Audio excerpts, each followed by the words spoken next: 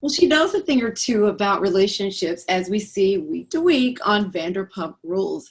Now, Kristen Doute is sharing her advice to dealing with the good, the bad, and the crazy when it comes to love. In her new book, He is Making You Crazy: How to Get the Guy, Get Even, and Get Over It. Kristen, welcome. How are you?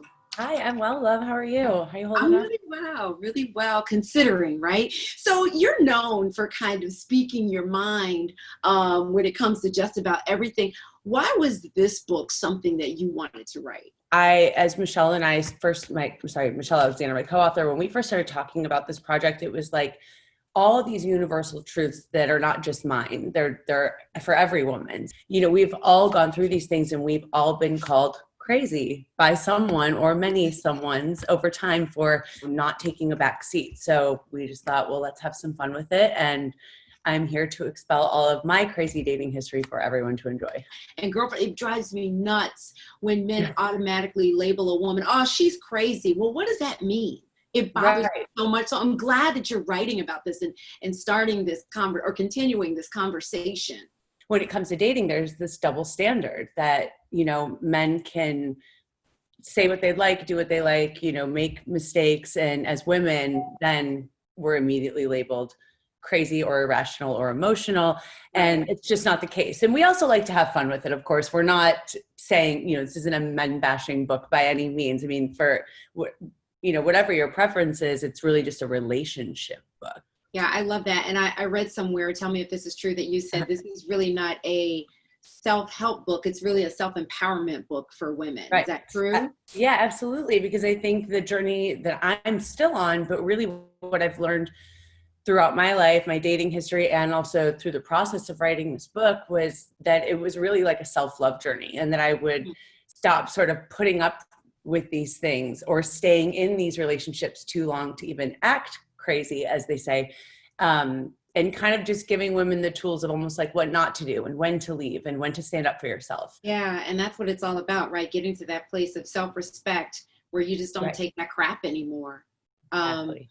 In this book, you know, you talk about a lot of your relationship history. What was that like for you revisiting that? I mean, what a trip down memory lane, I'll tell you that.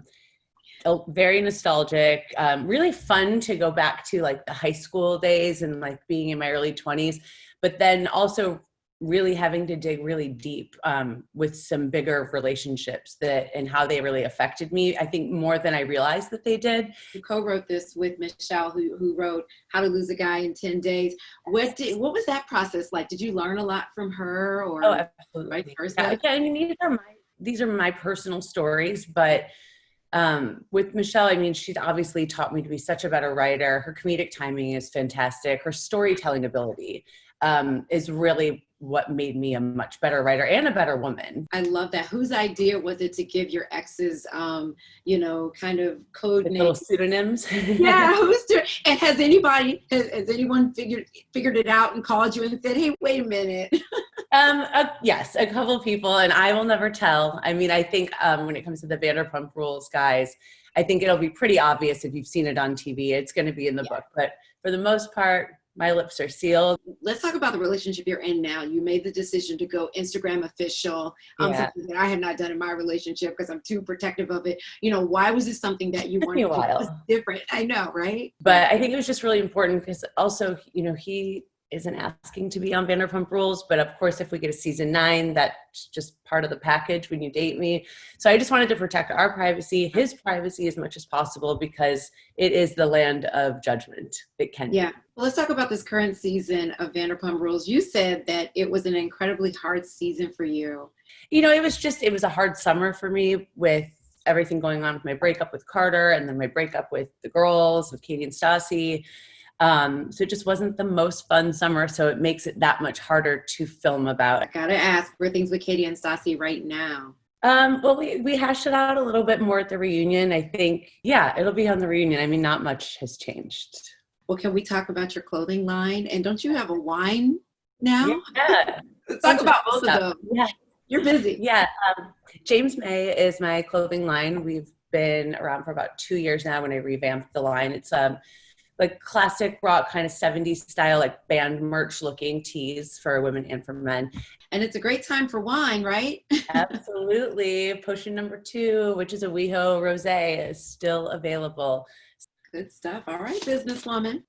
Well, you can catch up on Vanderpump Rules on demand now and check out He's Making You Crazy, How to Get the Guy, Get Even, and Get Over It, out now everywhere books are sold. Kristen, thank you so much. Thanks so much for having me. Take care. You too.